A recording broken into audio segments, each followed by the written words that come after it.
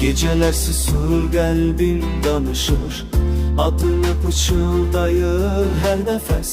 Sən olmasan dünya yarım qalır, ümidim sənə bağlı təkcə bəs.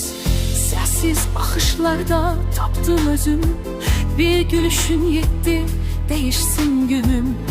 Əlim əlindədirsə qorxum yoxdur, bu yolun sonu sənsən, bilirəm bu.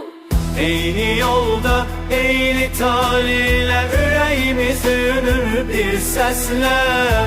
Dünya qarışıq olsa belə bizə yan yana dayanarıq hər kəslə. Eyni yolda, eyni talihlə ürəyimiz döyünür bir səslə.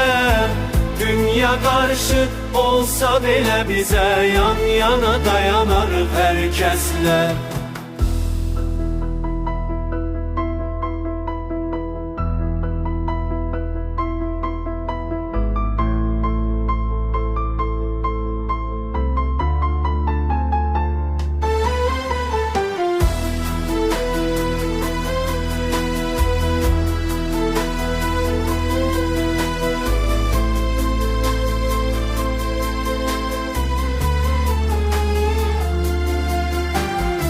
Külək əsər, yağış yağar üstümüzə, ama sevgimiz islanmaz heç vaxt.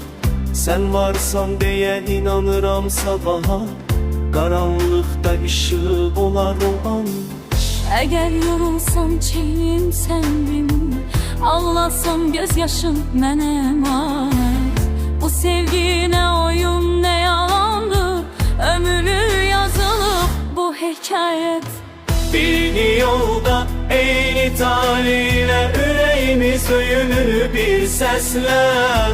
Dünya qarışıq olsa belə bizə yan yana dayanarıq hər kəslə. Eyni yolda, eyni talihlə ürəyimiz döyünür bir səslə.